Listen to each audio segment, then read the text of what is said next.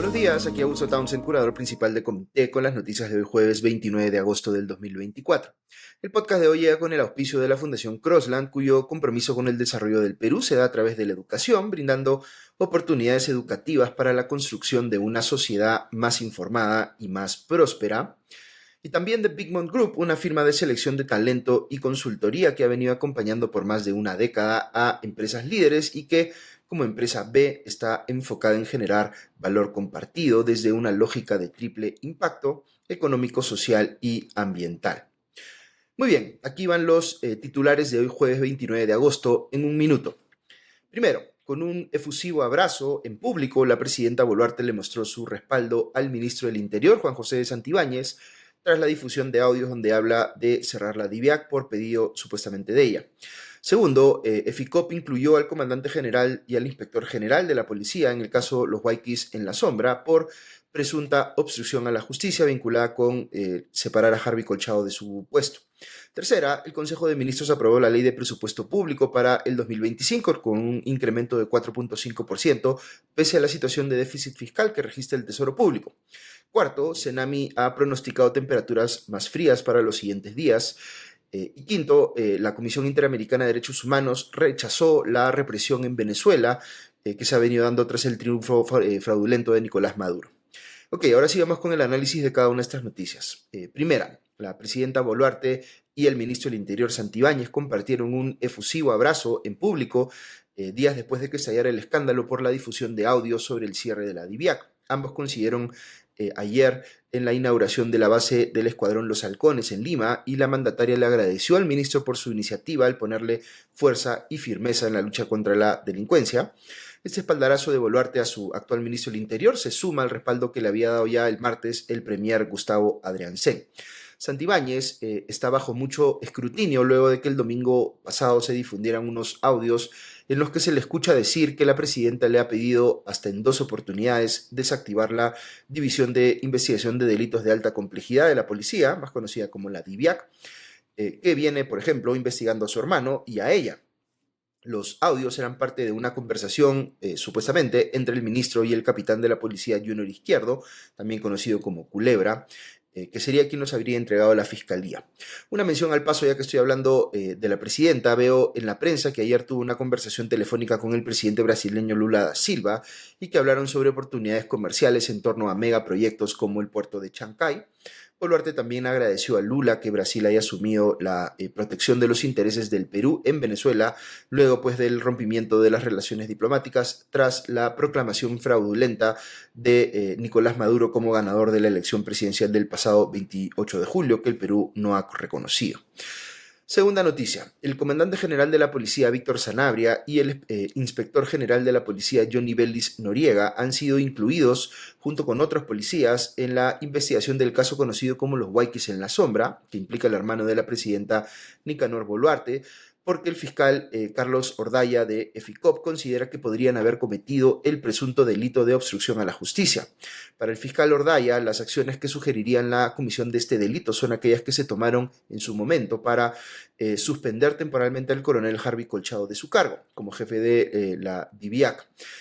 Recordemos que en ese momento se sancionó disciplinariamente a Colchado por el hecho de haber compartido él en sus cuentas de redes sociales, específicamente en su cuenta de WhatsApp, una fotografía de una torta de cumpleaños que mostraba una escena que parecía pues alusiva al allanamiento de la casa de la presidenta Dina Boluarte, lo que se presentó como si fuese pues ofensivo.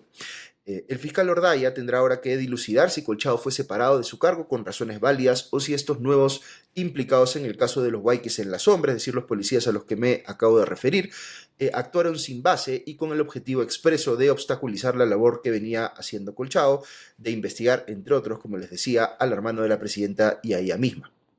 Tercera noticia.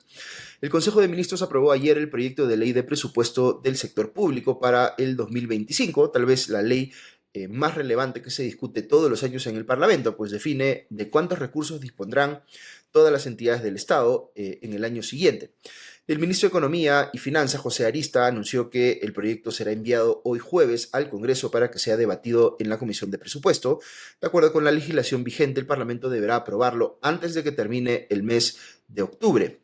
El proyecto del Ejecutivo, recordemos, puede ser modificado por el Congreso, pero hay un solo detalle que los congresistas no pueden cambiar y es el monto total que se podrá gastar en el 2025. ¿Por qué? Porque el Ministerio de Economía y Finanzas es el responsable de la política fiscal y la definición de cuánto aumenta o disminuye el presupuesto de un año a otro, porque esta es la principal herramienta que tiene para ya sea estimular el crecimiento de la economía o limitar su avance si hay problemas como la inflación, etc.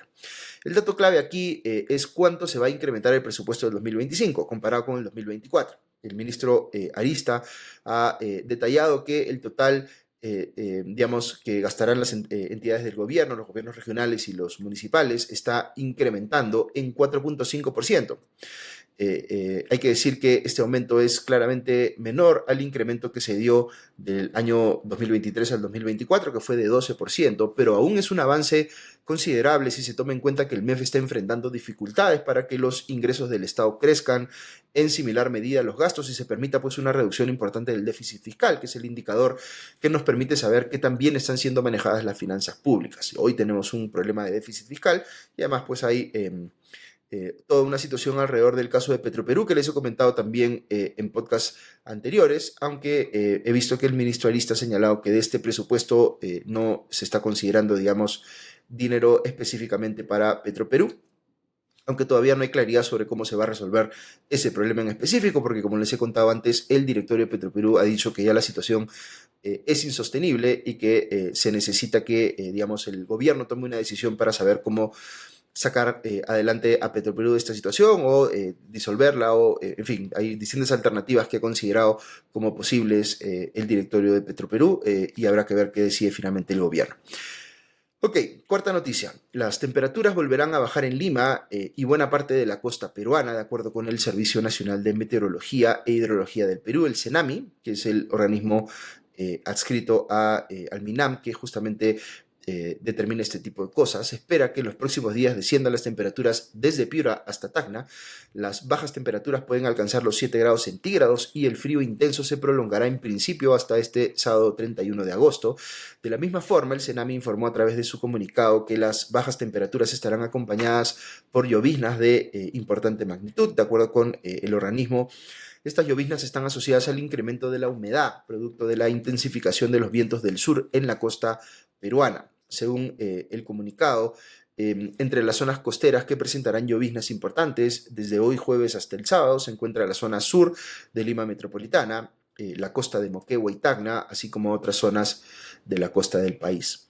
Para estos días debemos esperar, en palabras del CENAMI, mayor cobertura nubosa, presencia de niebla, neblina y llovizna hacia horas nocturnas y en las primeras horas de la mañana, con alta sensación de frío. Pese a ello, no se descarta presencia de brillo solar por la tarde, principalmente en los distritos alejados del litoral y en la costa. Así que ya saben, toca abrigarse un poco desde hoy hasta el sábado. Yo no sé bien cómo está la situación porque les estoy transmitiendo desde Bogotá, pero espero que tomen las precauciones del caso si es que efectivamente fuera a haber más frío en estos días. Quinta noticia. La Comisión Interamericana de Derechos Humanos denunció el aumento de la represión en Venezuela posterior a las cuestionadas elecciones presidenciales del 28 de julio. Durante una reunión del Consejo Permanente de la Organización de Estados Americanos, la OEA, la presidenta de la CIDH, Roberta Clark, presentó un informe sobre la situación de los derechos humanos en el país luego de las elecciones denunciadas como fraudulentas que otorgaron una victoria cuestionadísima al líder autoritario Nicolás Maduro. De acuerdo con el informe de la CIDH, el gobierno chavista ha ejercido un, abro comillas, uso arbitrario de la fuerza, cierro comillas, que ha causado al menos 23 muertos y decenas de heridos, a lo que se suma detenciones arbitrarias y desapariciones forzadas, con el arresto de más de 1.600 personas, entre ellas un centenar de menores de edad. En palabras de Clark, lo que se ha venido viviendo en Venezuela es hostigamiento contra personas percibidas como opositores, censura y restricciones a la libertad de expresión, asociación y reunión.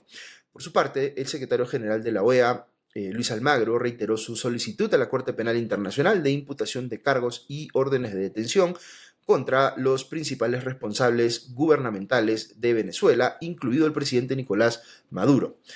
Almagro recalcó que la OEA no cejará en su búsqueda de justicia para el pueblo venezolano. El camino de la justicia internacional es un camino en el que seguiremos insistiendo, fue lo que señaló. Muy bien, estas son las noticias de hoy. Recuerden que Comité es un esfuerzo que busca explicar a diario las noticias más importantes de manera rigurosa, sin sensacionalismos y sin dueños de la verdad, para que tengamos una ciudadanía mejor informada. Si nos escuchas desde las cuentas de Comité en las redes sociales, dale seguir a este video o a este podcast, según nos escuches en video o en audio. Cliquea me gusta y comparte nuestros contenidos para que podamos llegar a más gente. Muchas gracias nuevamente a nuestros auspiciadores, la Fundación Crossland y Big Man Group, y por supuesto a nuestros suscriptores que nos permiten seguir haciendo esto que nos gusta e ir amplificando nuestro impacto. Muy bien, que tengan un buen día y ya nos escuchamos mañana. Adiós.